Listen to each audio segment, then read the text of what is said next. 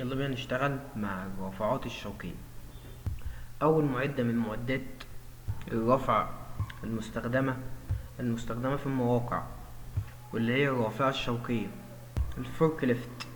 وممكن تبدأ تقول عليه كلارك، وممكن تقول عليها شوكة، اللي هي فعلا عاملة شبه الشوكة.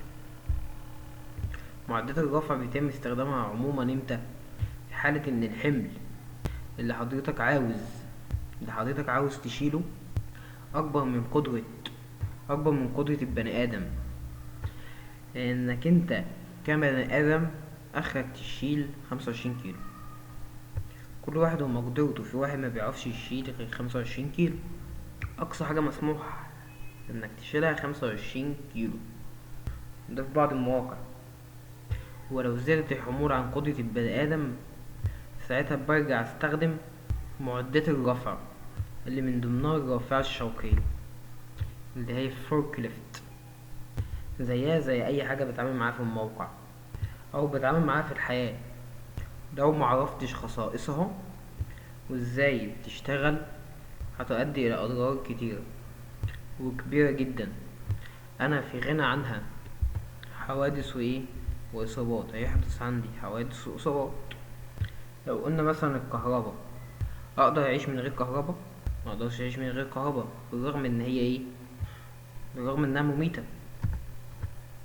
بس لما عرفت خصائصها وازاي اتعامل معاها بقت الدنيا امان شوية. بقى عن تعليمات عمل آمنة أثناء التعامل مع الكهرباء. المواد الكيميائية مقدرش استغنى عنها. منظفات بقى، وأدوية، وأسمدة، وغيرها كتير من المواد الكيميائية، والمواد البترولية، والسولار والكلام ده كله. والسولار اقدر اعيش من غيرها؟ قال لي لا، بس عرفت خصائصها، كل واحدة او كل مادة وعرفت ازاي اتعامل معاها، خلاص كده بقت امان. الرافعة الشوكية نفس الكلام، مهمة بالنسبة لي، بس هي تشكل خطر لو انا معرفتش ازاي اتعامل معاها واستخدمها. ده هو التعامل الامن. ممكن اتعامل مع اي معدة رفع زي الميزان. علشان تشيل وزن لابد من وجود وزن مقابل. وزن مقابل. المكونات الأساسية الرافعة الشوكية، هبدأ أبص ألاقي عندي رقم واحد، وهي الكابينة. الكابينة دي اللي بيبقى جواها السائق، في كرسي وديكسيون، وموجود عندك مرايات، وعندك إشارات، لمبات إضاءة أمامية وخلفية، وفي حزام السلامة، وفي طبعا شبكة علوية. الكابينة دي في حزام السلامة.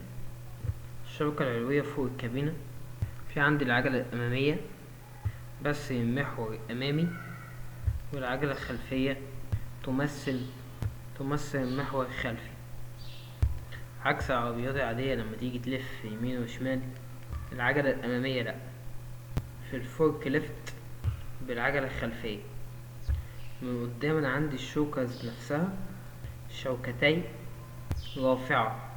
الشوكتين دول بيتحركوا فوق وتحت ويمين وشمال، مش مع بعض الاتنين يمين، او يتحركوا الاتنين شمال.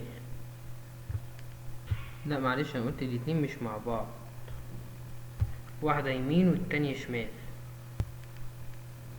قلنا الاتنين مش مع بعض، واحدة يمين والتانية شمال، شبه الرسمة دي.